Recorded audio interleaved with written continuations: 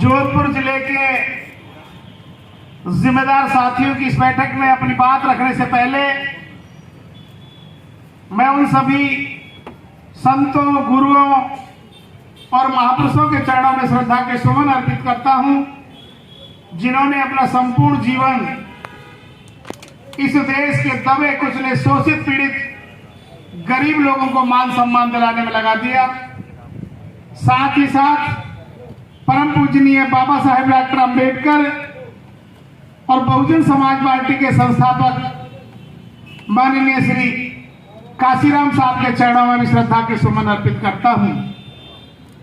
Bahujan Samaj party की राष्ट्रीय अध्यक्षा हम सबके आन बान और शान की प्रतीक, चार बार उत्तर प्रदेश जैसे बड़े प्रदेश की मुख्यमंत्री रही आदरणीय बहन कुमारी मायावती जी की रीति और नीतियों को आगे बढ़ाते हुए आज इस कार्यक्रम में हमारे बीच में काफी दूर से हमारे बीच में चलकर आए हैं पार्टी के केंद्रीय कोऑर्डिनेटर, सांसद एवं कई प्रदेशों के प्रभारी, हमारे युवा नेता सम्माननीय रामजी गौतम साहब, मंच में विराजे हुए हमारे प्रदेश के प्रभारी सम्माननीय प्रेम बारूपाल जी, हमारे जिले के दोनों प्रभारी, दोनों जिलाध्यक्ष यूसुफ जी, राहुल जी, बाड़मेर से चलकर आए बाड़मेर के प्रभारी सूजाराम जी, बाड़मेर के जिलाध्यक्ष जी शंकरलाल जी, सावरिया जी, सामने बैठे सभी मेरे जिम्मेदार साथियों, माताओं, बहनों और मेरे बुजुर्ग नौजवान साथियों, आप सभी को मेरा जय भीम।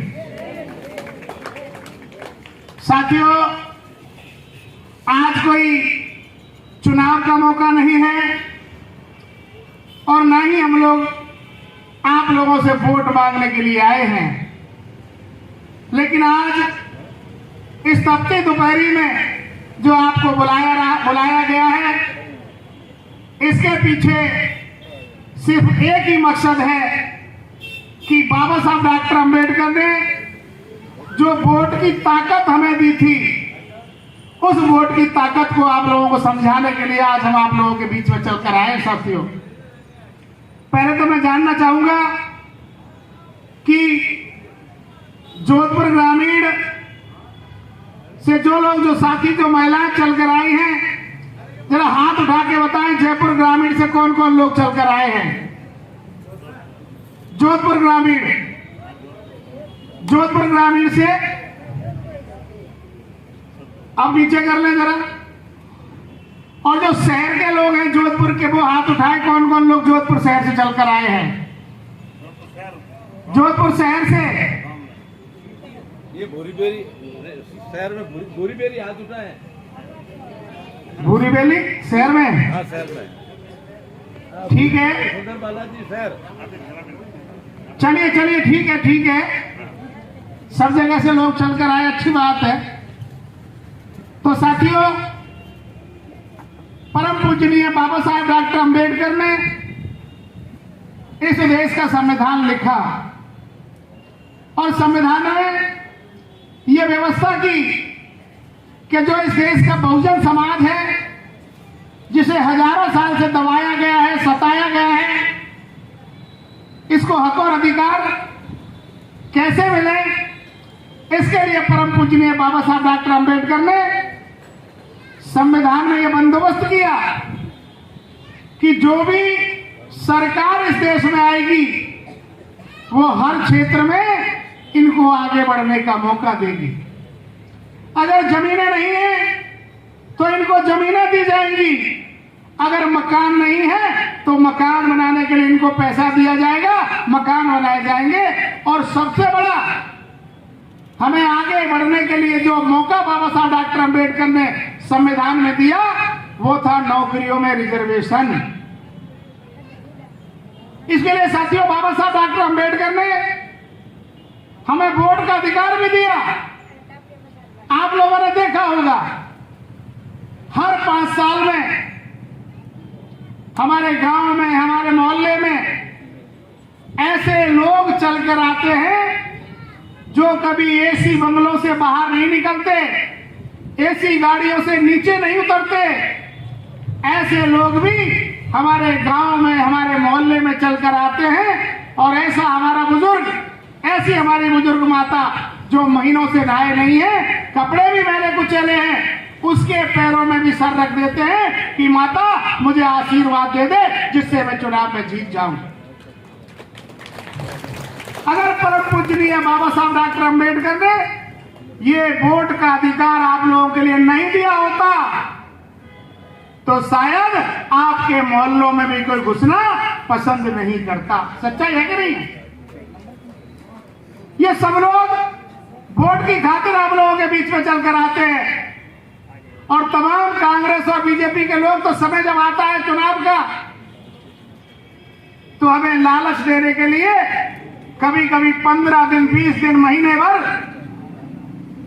हम लोगों को दारू की थैलियां भिजवा देते हैं, दारू पिला देते हैं, अफीम और अमल खिला देते हैं, 15 दिन पूरी सब्जियां खिला देते हैं, हमारी माता बहनों को साड़ी और बिंदी बांट देते हैं और हम लोगों का वोट ले लेते हैं। सच्चाई है कि नहीं? हम लोग ये उम्मीद करते हैं कि शायद जब ये व्यक्ति जीत करके जयपुर में जाएगा या दिल्ली में जाएगा तो हमारे बच्चों के भविष्य के कल्याण के लिए काम करेगा।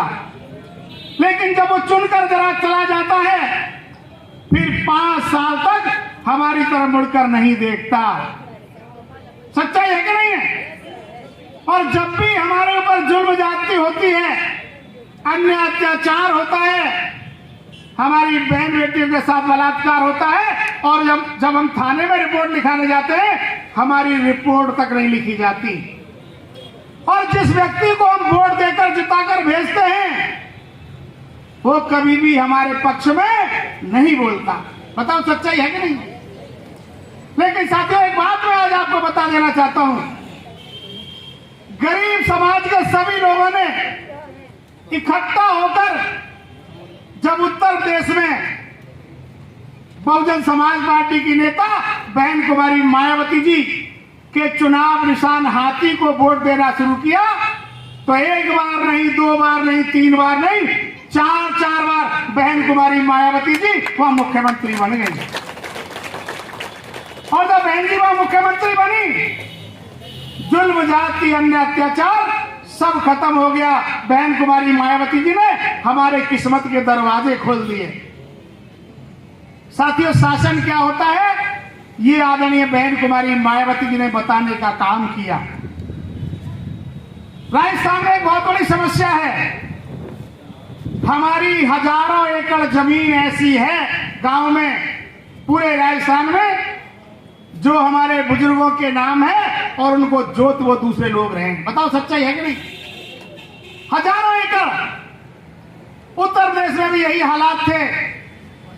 लेकिन जैसे ही 3 जून 1995 को पहली बार आदरणीय बहन कुमारी मायावती जी यूपी में मुख्यमंत्री बनी, उन्होंने सारे अधिकारियों को बुलाया, कलेक्टर, एसपी, तहसीलदार, सीडीओ, बीडीओ, सारे अधिकारियों को बुलाया और उनसे कहा कि मेरे समाज के बुजुर्गों को, समाज के लोगों को बहुत ठगा गया है।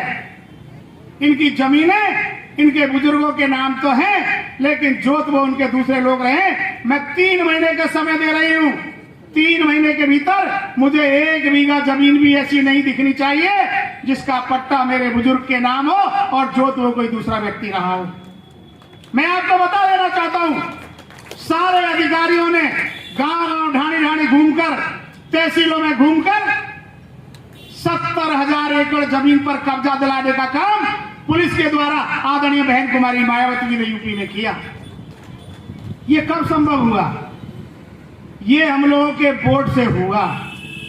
जब हम लोगों ने वोट दिया, हमारी सरकार बनी तो सारी समस्याओं का समाधान हुआ। ये सरकारें, मैं राजस्थान की बात करना चाहता हूं, चाहे वो कांग्रेस की सरकार हो या बीजेपी की सरकार हो, 75 साल के बाद भी हमारा वोट जो है 5 किलो गेहूं और 2 किलो चावल में लेना चाहती हैं। 5 किलो गेहूं ले लो, 2 किलो चावल ले लो। अभी राजस्थान के मुख्यमंत्री माननीय अशोक गहलोत जी ने एक योजना चलाई है, 500 रुपए में सिलेंडर देंगे। 6 महीने चुनाव में रह गए हैं, अभी राहत शिविर केंद्र लग रहे हैं जगह जगह, महीनों इसमें निकल जाएंगे, वोट बढ़ जाएगा, हो सकता है एक आध बार सिलेंडर मिल जाए। केवल हमें मूर्ख बनाने की योजना है, हमारे वोट को लेने की योजना है। जैसे आप लोगों को याद हो, माता बहनें बैठी हैं, केंद्र में बैठी सरकार ने, मोदी जी ने भी उज्ज्वला योजना के सिलेंडर हमारे घरों में दिए। कुछ महिलाओं को मिले होंगे, शायद मिले हैं क्या कुछ महिलाओं को फ्री के सिलेंडर, फ्री में सिलेंडर दिए गए। लेकिन आज हालात ये है, 80% सिलेंडर, सरकार के आंकड़े हैं, 80% सिलेंडर घरों में खाली रखे हुए हैं, क्योंकि सिलेंडर की कीमत 1200 रुपए हो गई। जो 400 रुपए का सिलेंडर मिला करता था, धीरे धीरे करके उसकी कीमत आज 1200 रुपए हो गई, और कहते हैं हमने फ्री में सिलेंडर दिए हैं। अरे 400 रुपए अगर कीमत रहती तो हम अपने आप ही खरीद लेते। एक बार सिलेंडर और गैस देने से क्या होने वाला है, हमेशा के लिए सिलेंडर की कीमतें बढ़ा दी गई। इसलिए साथियों, मेरी एक अपील आप लोगों से, एक निवेदन है। मानवर काशीराम जी कहा करते थे, हमें फ्री की चीजें देकर मंगता भिखारी मत बनाइए, क्योंकि मुझे पता है 5 किलो गेहूं और 2 किलो चावल के लिए हमारी माता बहनें घंटों लाइन में लगी रहती हैं। बताओ सच्चाई है कि नहीं? घंटों लाइन में लगी रहती हैं। मानवर काशीराम जी ने कहा था, हमारे लोगों को रोजगार दीजिए, हमारे लोगों को जमीनें दीजिए, इनको इतना मजबूत कीजिए कि ये सारी चीजें अपने आप खरीद सके, ये मंगता भिखारी की तरह लाइन में नहीं खड़े हो। इसलिए मेरी आप लोगों से अपील है, ये गुजारिश है, बहुजन समाज पार्टी आपको हक और अधिकार दिलाना चाहती है। बाबा साहब डॉक्टर अंबेडकर ने जो वोट हमें दिया है, इस वोट का इस्तेमाल हमें अपने लिए करना है। और अपने लिए कैसे करना है? केवल हमें हाथी पर वोट लगाना है, डरना नहीं है। बाबा साहब डॉक्टर अंबेडकर ने जो वोट का अधिकार दिया है, अरे वो हमें किसी के सामने भी नहीं लगाना है। किसी के सामने लगाना है क्या? क्योंकि बाबा साहब डॉक्टर अंबेडकर जानते थे कि ये मेरा गरीब समाज दबंग लोगों के सामने वोट भी नहीं डाल पाएगा। इसलिए बाबा साहब डॉक्टर अंबेडकर ने यह बंदोबस्त किया कि वोट जब डालने जाते हैं तो वोट लगाई होती है। आपने वोट तो डाला होगा, सब लोगों ने डाला कि नहीं डाला? आपने देखा होगा, मशीन जहां रखी रहती है उसके चारों तरफ एक गत्ता लगा होता है ना। वो इसलिए होता है कि जब आप वोट डालने जाओ तो किसी को दिखाई नहीं दे कि आपने किसको वोट डाला है। तो हमें अगर राज लेना है, हमें अपना राजा बनाना है, तो किसी से लड़ाई नहीं लड़नी है, तलवार नहीं चलानी, लाठी नहीं चलानी, बंदूक नहीं चलानी, क्योंकि बंदूक तो हमारे पास है ही नहीं। बाबा साहब डॉक्टर अंबेडकर ने हमारे दुश्मन का खात्मा करने के लिए हमें वोट दिया है। अगर आप लोग उस वोट का इस्तेमाल अपने गांव में अपने लिए कर लेते हो, तो आपके दुश्मन का खात्मा, चाहे वो दिल्ली में बैठा है, चाहे जयपुर में बैठा है, आपके दुश्मन का खात्मा हो जाएगा।